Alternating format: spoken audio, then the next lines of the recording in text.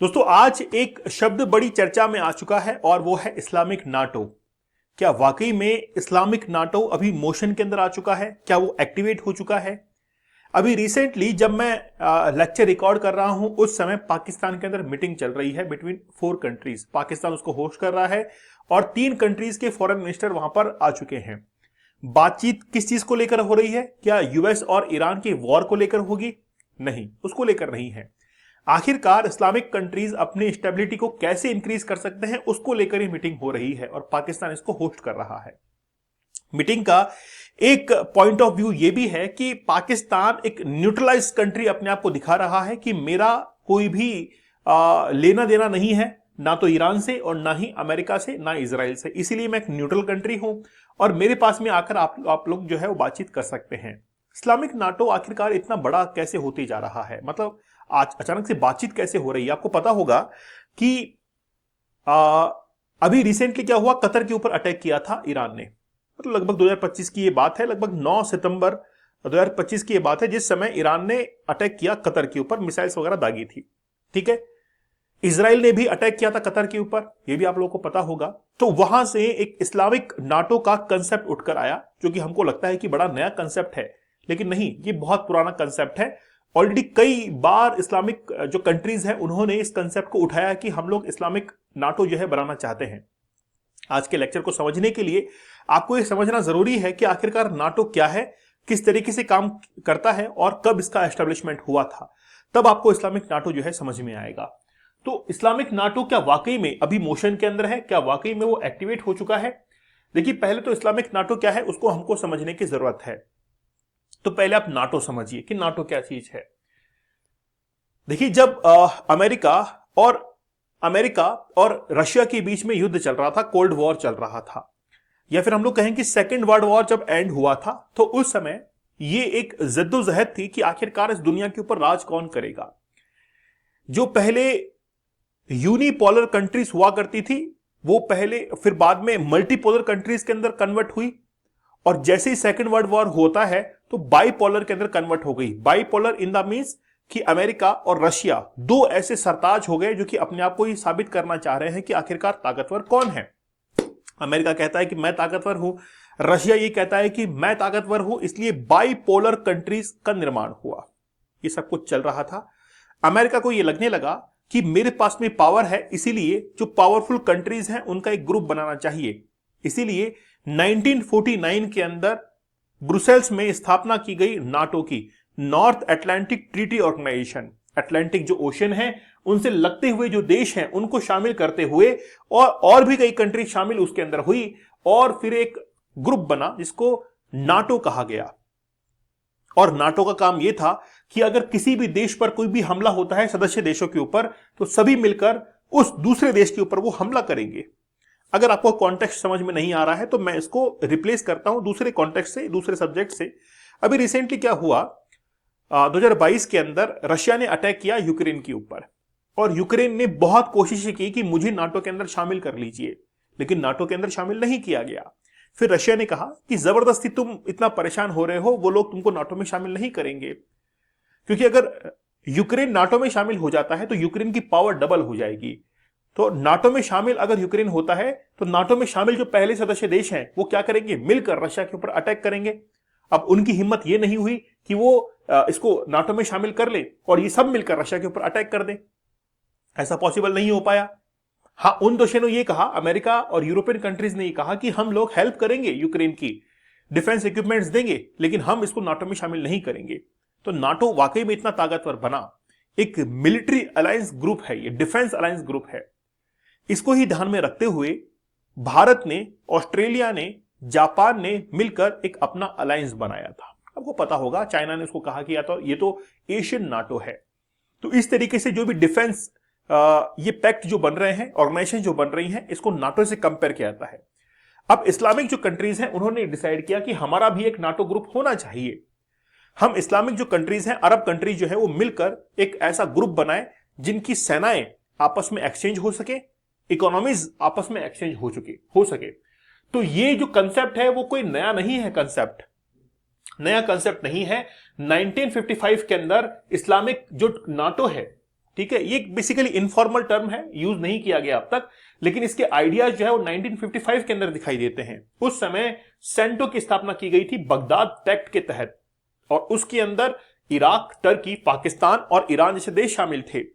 लेकिन दुर्भाग्य यह रहा कि 1979 के अंदर सेंटो को क्या कर दिया गया, डिसॉल्व कर दिया गया, ऐसा कोई कंसेप्ट खत्म कर दिया गया।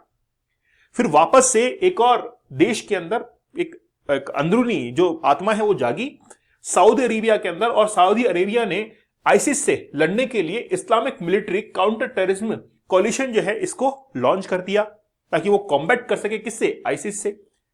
ये सब कुछ चल रहा था। इसके चलते ही अब 2025 में क्या हुआ, जब इजराइल ने अटैक किया कतर के ऊपर, तो फिर इस्लामिक नाटो का कंसेप्ट सामने निकलकर आ गया कि जितने भी इस्लाम के जो देश हैं, इस्लाम को मानने वाले जो देश हैं, वो आगे आए और हम लोग इस्लामिक एक नाटो ग्रुप की बनाते हैं, एक ऑर्गेनाइजेशन बनाते हैं, ग्रुप बनाते हैं, जिससे अगर किसी भी एक इस्लामिक कंट्री के ऊपर अटैक होता है तो हम लोग ये मानेंगे कि सभी कंट्रीज के ऊपर अटैक हुआ है। अब इसके अंदर जो देश शामिल हैं, ठीक है, उनमें से 4 देशों की मीटिंग अभी कहां पर हो रही है, जिस समय मैं लेक्चर को रिकॉर्ड कर रहा हूं उसमें चल रही है वो मीटिंग पाकिस्तान के अंदर, जिसमें तुर्की, सऊदी अरेबिया, मिस्र और पाकिस्तान तो है ही शामिल। ठीक है, तो पाकिस्तान होस्ट कर रहा है इस्लामिक नाटो के स्टाइल के अंदर इस ग्रुप को, क्वाड्रिलैटरल मीटिंग इसको कहा जा रहा है। इसमें सऊदी अरेबिया, टर्की, इजिप्ट और पाकिस्तान इसके अंदर शामिल है। ठीक है, इशाक डार जो कि जिन्होंने रिसेंटली ट्वीट किया और कहा कि looking forward to welcoming my brother foreign minister of Saudi Arabia, Turkey और इजिप्ट। मतलब किसको बुला रहे हैं, अपने जो सगे संबंधी हैं उनको बुला रहे हैं कि आइए हम लोग बैठ के बातचीत करते हैं। मिस्र की तरफ से बद्र अब्देलती, पाकिस्तान के इशाक डार, तुर्की के हकाना फिदान और सऊदी के प्रिंस फैजल बिन फरहान जो है ये इसके अंदर शामिल होते हैं। ठीक है, और पाकिस्तान के अंदर ये मीटिंग चल रही है। पाकिस्तान आगे आने वाले समय के अंदर यह भी कोशिश कर रहा है कि यूएसए और ईरान के बीच में जो कॉन्फ्लिक्ट चल रहा है उस कॉन्फ्लिक्ट को रोकने के लिए एज ए मीडिएटर के रोल पर पाकिस्तान आना चाहता है। लेकिन एक्चुअली में ये जो इस्लामिक नाटो है वो सफल कब हो सकता है उसके बारे में आपको बताता हूं। अगर ये सफल तब हो सकता है जितने भी इस्लामिक देश हैं ये डिसाइड कर लें कि कभी भी ये डॉलर्स का इस्तेमाल नहीं करेंगे। पहला पॉइंट, ये डॉलर्स का इस्तेमाल नहीं करेंगे। दूसरा, जो इस्लामिक कंट्रीज है वो सभी इसके अंदर शामिल होंगी, एक भी कंट्री छूटे ना, और हर साल इसकी मीटिंग हो और आपस में ये डिफेंस इक्विपमेंट एक्सचेंज करे, तब तो ये सफल हो सकता है। लेकिन ये सपना हो सकता है कि सपना ही रह जाए, क्योंकि ऐसा पॉसिबल नहीं है। क्योंकि इनमें से कुछ ही, महज कुछ देश हैं जिनकी इकोनॉमी अच्छी है, सऊदी अरेबिया, कतर वगैरह जो हैं, इनकी इकोनॉमी अच्छी है। बाकी जो इस्लामिक देश हैं उनकी इकोनॉमी इतनी अच्छी नहीं है, पावरफुल नहीं है, जो कि एक बहुत बेहतरीन ऑर्गेनाइजेशन बना सके। दूसरी बात, आप देखेंगे कि इनके पास में जितने भी डिफेंस इक्विपमेंट है वो इतने जबरदस्त नहीं है कि वो डेवलप्ड नेशन का सामना कर सके। इसीलिए इस्लामिक नाटो जो है इतना पावरफुल कंट्री, इतना पावरफुल ऑर्गेनाइजेशन जो है वो नहीं बन पाएगा। ठीक है, अब ये जो आप तस्वीर देख रहे हैं, ये तस्वीर जो है वो यूएस की एक शिप की है, जहां पर वो तैयार है कि वो ईरान के ऊपर अटैक करे। रिसेंटली क्या हुआ है कि अमेरिका ने अपने ट्रूप्स को तैनात कर दिया है। लगभग ये मान के चलिए कि 5000 सैनिक अमेरिका ने उतार दिए हैं ईरान के अंदर, ताकि वो ऑन ग्राउंड जाकर उनसे लड़ सके। और ये जो तस्वीर है ये है तेल अवीव की, इजराइल के अंदर है, विश्व का सबसे महंगा शहर माना जाता है तेल अवीव को, और यहां की जो लग्जरी लाइफ है वो बड़ी जबरदस्त है। यहां पर आकर जो है ईरान ने अटैक किया है। क्या वाकई में अमेरिका परमाणु हमला कर सकता है?